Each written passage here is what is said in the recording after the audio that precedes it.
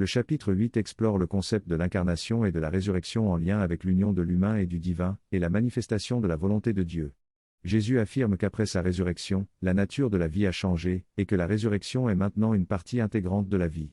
Il explique que la résurrection a réuni l'homme et Dieu, et que chaque individu est également un être ressuscité et divin. Il souligne également le lien entre la résurrection et l'incarnation, et l'importance de l'union du cœur et de l'esprit en tant qu'exemple à suivre. Jésus encourage à se réveiller à notre soi ressuscité et à ne pas suivre des divinités, mais plutôt l'exemple de Marie, la Mère de Dieu, qui incarne l'union de l'esprit et de la chair. Il explique que la création et l'existence des autres êtres humains sont basées sur l'union et que la reconnaissance de cette union est essentielle pour la création et la réalisation de soi. L'Immaculée Conception est présentée comme une étape nécessaire dans la création et la naissance du nouveau par l'union avec le soi divin. Le mythe de Marie est utilisé pour mettre fin à tous les autres mythes, car il contient la clé de l'énigme.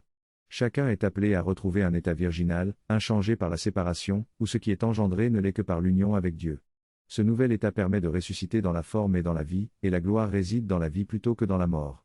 Le masculin et le féminin sont unis pour permettre l'incarnation du Christ, et cette union rappelle notre état naturel.